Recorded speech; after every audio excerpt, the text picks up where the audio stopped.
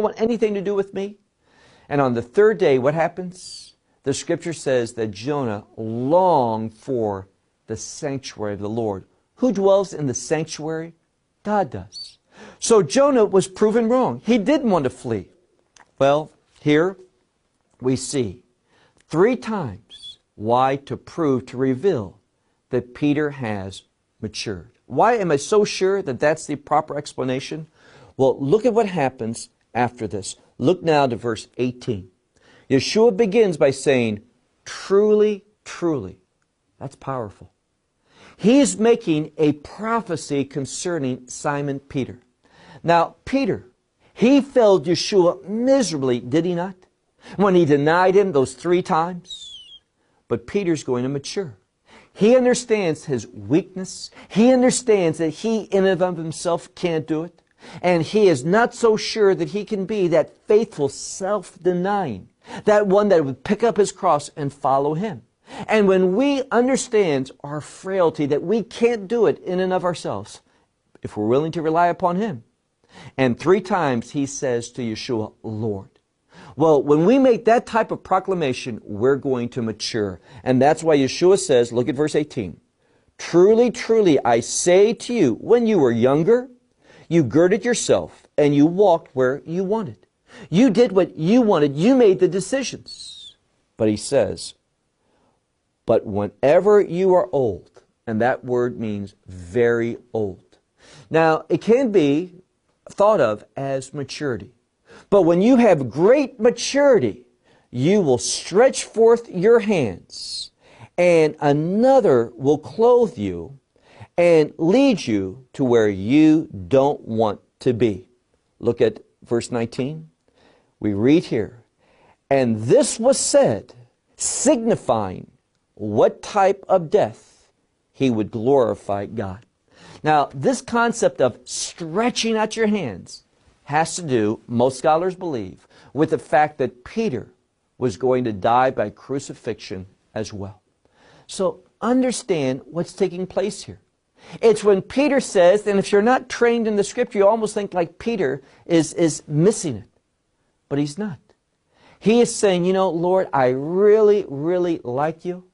And I'm not going to flippantly say that I can love you with this self-denying love.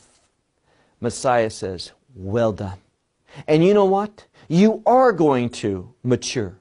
And when you're really mature, you are going to bear witness. You're going to glorify me by laying down your knife, by stretching out your hands, being crucified.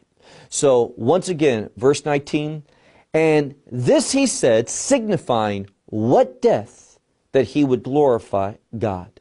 Verse 20. And after saying this, he says to him, follow me. Now, here's the message that we need to see. What am I expected to do? What does he tell me that his expectations are for my life? Just to follow him. Just make it your desire. Make it your utmost passion to follow him.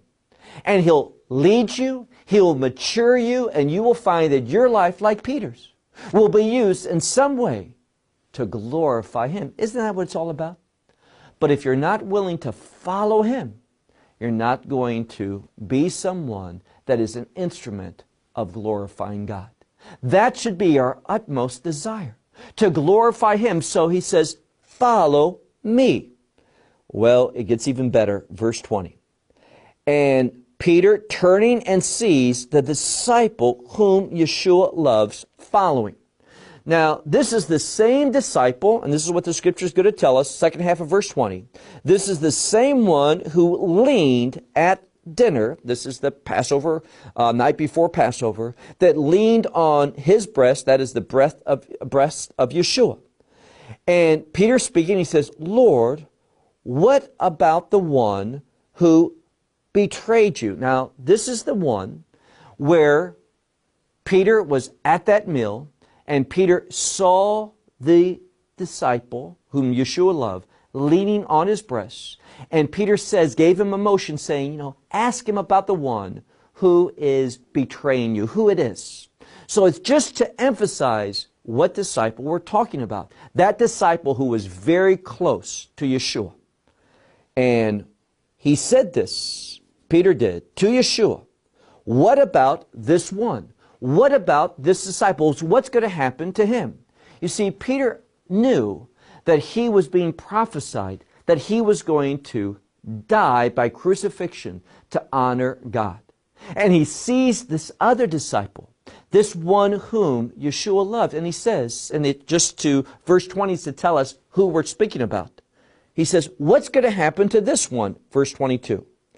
And Yeshua says, if I will him to remain until I come, what is this to you?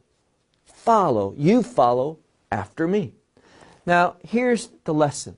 We will not mature. We will not be the people that Messiah wants us to be. We will not carry out the call that God has for our life unless we simply follow Him without thinking about how He moves in other people's life. What are their calls? Am I getting what I really deserve? Is it fair for me to die and Him not? No. Don't worry about those things. Don't worry about how the Master judges and deals with His other servants.